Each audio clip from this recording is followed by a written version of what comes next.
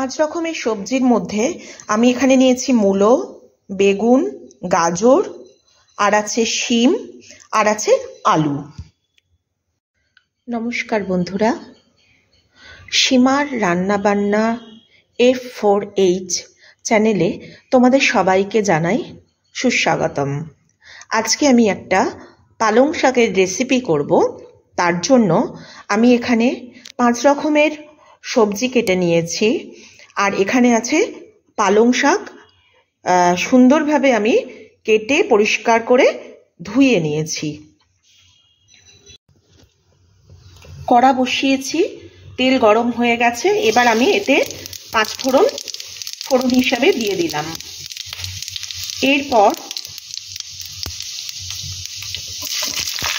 সবজিগুলো আমি দিয়ে দেব।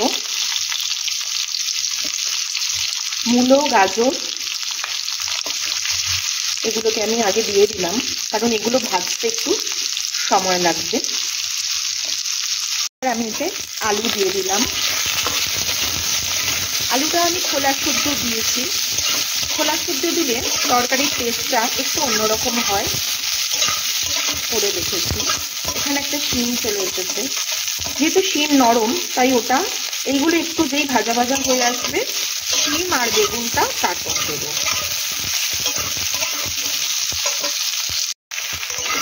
আমি এর ফাঁকে শিম আর বেগুনটা দিয়ে দিয়েছি। এবার এটাকে খুব ভালো করে একটু নাড়াচাড়া করব।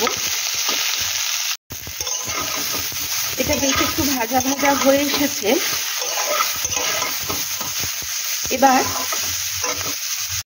এতে আমি পরিমাণ মতো হলুদ এবং পরিমাণ মতো নুন দিয়ে দিলাম। দিয়ে আবারও একটু নাড়াচাড়া করতে হবে। দেখো বন্ধুরা, এটা বেশ সুন্দর মিলেমিশে গেছে। এবার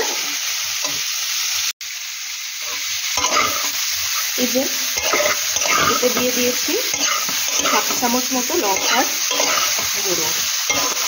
এবার দিয়ে এটা আরেকটু নাড়াচাড়া করব।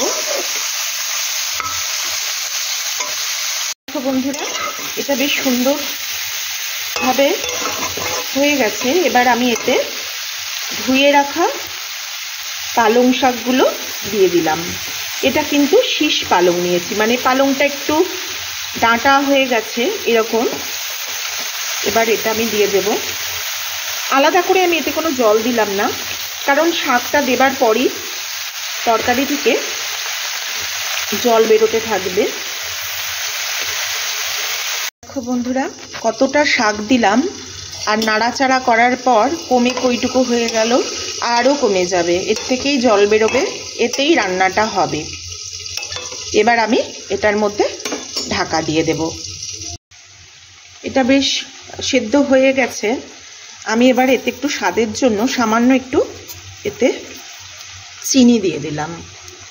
এটা আপনারা যে যেমন পছন্দ করেন সেই হিসেবেই দেবেন। দিয়ে আবারও ভালো করে নাড়িয়ে গ্যাসটা একটু চাপা দিয়ে দেবেন। এই কড়াটা চাপা দিয়ে আমি একটু এতে কি দেব সেটা বলার জন্য ফিরে আসছি। দেখো বন্ধুরা, তরকারিটা প্রায় হয়ে এসছে। এবার আমি এতে একটু সর্ষে বাটা অ্যাড করলাম। তরকারিটা কিন্তু ভীষণ সুন্দর খেতে হয়। দিয়ে আবারও একটু নাড়াচাড়া করে দেব ভালোভাবে। সুন্দরভাবে নাড়াচাড়া করে নিয়েছি। নিয়ে আর একটুক্ষণ হবে, 7-8 মিনিট মতো রেখে এবার আমি নামিয়ে নেব। মোটামুটি হয়েই গেছে সিদ্ধ। এই সবে যেহেতু সর্ষেটা দিলাম, তার জন্য আর 5-7 মিনিট মতো রাখবো, রেখে নামিয়ে নেব। দেখো বন্ধুরা, রান্নাটা আমার অলমোস্ট কমপ্লিট। এবার আমি এটা নামিয়ে নেব। আর তোমাদের একটা রিকোয়েস্ট করব, যে যদি আমার চ্যানেল তোমাদের ভালো লাগে, আমার রান্নার চ্যানেল, তাহলে তোমরা সাবস্ক্রাইব করো, একটু ভালোবাসা দিও আমাকে, যাতে আমি এগিয়ে যেতে পারি। আমার পাশে থেকো বন্ধুরা। আজ তবে আসি, টাটা, সবাই ভালো থাকো। আর আমার চ্যানেল যদি তোমরা ফেসবুক থেকে দেখে থাকো তাহলে লাইক করো, কমেন্ট করো, আমার পাশে থেকো বন্ধুরা, তাহলে আমি আরও এগিয়ে যেতে পারবো। তোমরা ভালো থেকো সবাই। আসি, এবার আমি তরকারিটা নামিয়ে নেব। হয়ে গেল আমার পালং শাকের ঘন্ট। তোমরা সবাই বাড়িতে ট্রাই করো, অবশ্যই তোমাদের ভালো লাগবে।